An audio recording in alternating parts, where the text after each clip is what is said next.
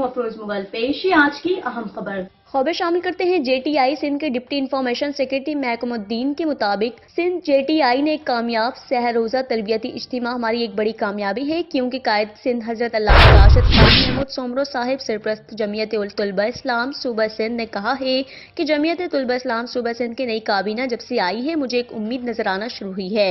ये निज़ाम इस्लाफ अकाबर की रवायात को एक बार फिर जिंदा करेगा। पहले मरहले में इसक्रो लाड़काना में 3 रोज़ा तरबियती इज्तिमा, दूसरे मरहले में हैदराबाद मीरपुर खास नवाब शाह का 3 रोज़ा तरबियती इज्तिमा और अब तीसरे मरहले में कराची का 2 रोज़ा तरबियती इज्तिमा, सलाम साबकीन, सेमिनार व दीगर बेहतरीन प्रोग्रामात मुनक्किद करके यकीनन सिंध में अरसे के बाद जमीयत तुलबा इस्लाम में एक जान डाली है।